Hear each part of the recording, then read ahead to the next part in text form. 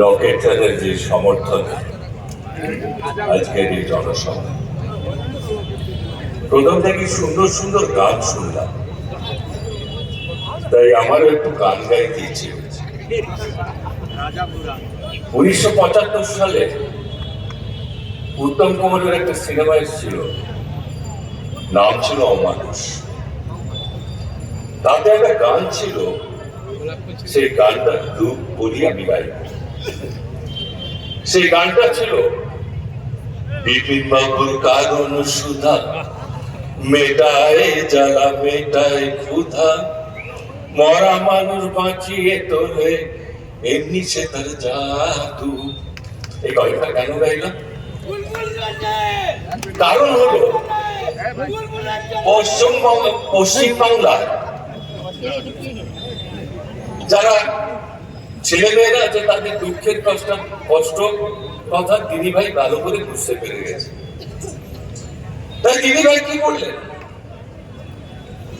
যখন করোনার পরে মোদীজি বললেন যে আমি পেট্রোল ডিজেলের দাম কমিয়ে দিচ্ছি, বিজেপি সরকারগুলোকে সব সরকারকে অনুরোধ করলেন পেট্রোল ডিজেলের দাম কমিয়ে দাও। বিজেপি সরকারগুলো সব রাজ্যে দাম কমিয়ে দিল, কিন্তু দিদিভাই দাম কমালো না। দিদিভাই যদি তখন ডিজেল পেট্রোলের দাম কমিয়ে দিত, তাহলে নিত্য প্রয়োজনীয় জিনিসের দাম কমিয়ে দিত। কিন্তু দিদিভাই কি করলেন? কারণ সুদার দাম কমিয়ে দিলেন। তার কারণটা কি? আবার দিদিভাই রিসার্চ করে একটা কারণ সুদা এনেছেন। সেই কারণ সুদাটার দাম হবে এক বোতল মাত্র 28 টাকা। পাড়ায় পাড়ায় দিদিভাই চপ শিল্প খুলে দিয়েছেন, তাহলে 5 টাকা 5 টাকা দুটো চপ 10 টাকা 28 টাকা বোতল, ওই খেয়ে সব দুঃখ ভুলে দেখা যাবে। এই জন্যই গানটা পেয়েছিলাম যে বিপিন বাবুর কারণ সুদা, মেটায় জ্বালা মেটায় ক্ষুধা। এবার মা বোনেরা গিয়ে দিদিভাইকে ধরলেন যে দিদিভাই এটা কি করছেন, আপনি মদের দাম কমিয়ে দিয়েছেন, এবার তো সব আমাদের স্বামী বা ছেলেদের সব লিভার করতে যাবে। দিদিভাই বলো ভয় কি, আমি তো সুন্দর দেখতে স্বাস্থ্যসাথী কার্ড বানিয়ে দিয়েছি, সেইটা পকেটে নিয়ে বসে থাকো, আর অসুস্থ হলে হাসপাতালে ঘোরো, কোনো হাসপাতালে জায়গা হবে না, একবারে বড় পারে চলে। চিন্তা করে দেখো দিদিভাই থাকে কোথায়? দিদিভাই থাকে কালীঘাটের নালার ধারে, টালির ধারে। ভেতরটা কিন্তু এয়ার কন্ডিশন, কিন্তু টালির ঘরে থাকে দিদিভাই। আর ঠিক তার উল্টো দিকে একটা বিরাট পাঁচিলওয়ালা বাড়ি ছিল, সেই পাঁচিলটার রং লাল। সকালে উঠে দিদিভাইয়ের যারা আছে, যারা পরিবার আছে, ওই দিদিভাইয়ের বাড়ির পাশে প্রায় 33টা বাড়ি তারা কিনে দিয়েছে। তাই সকালে উঠলেই, ঘুম ভাঙলেই ওই বড় পাঁচিলটাকে দেখতো আর ভয় পেত যে আজকে তো এধারে আছে, কবে ওই ধারে চলে যাব।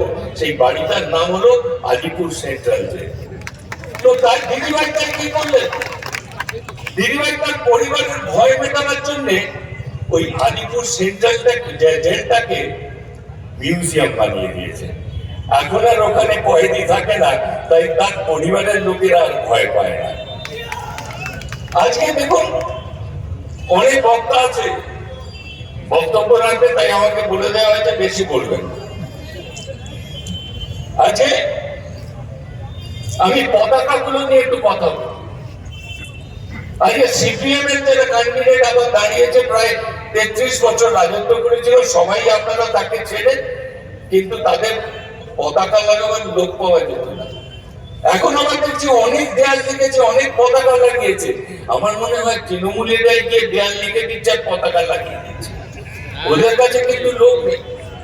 কিন্তু একটা জিনিস মনে রাখবেন, ওই পার্টিটা কিন্তু ভয়ানক পার্টি। আমি ওদের যে পতাকা আছে সেই পতাকা দিয়েই ওদের বুঝিয়ে দেবো। আজকে সিপিএম এর পতাকা চাষিদের সিম্বল কি কাটছে, আপনারা এখানে অনেক চাষি ভাই আছেন, জানেন যে কাস্তে দিয়ে কোনো চাষ হয় না, আগে ট্রাক্টর বা হ্যান্ড ট্রাক্টর দিয়ে চাষ হতো। তাহলে এদের কাস্তে সেই মত কেন?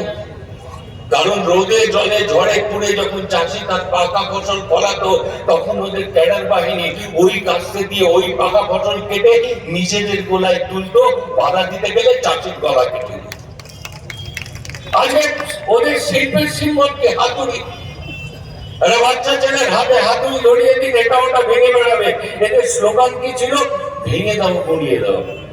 আজকে 34 বছর ধরে হাতুড়ি মেরে মেরে পশ্চিমবাংলার শিল্পের শিল্পটাকে ভেঙে চুরমার করে প্রায় 55 লক্ষ কলকারখানাকে বন্ধ করে 1 কোটি বেকার বানিয়ে দিয়ে চলে গেছে।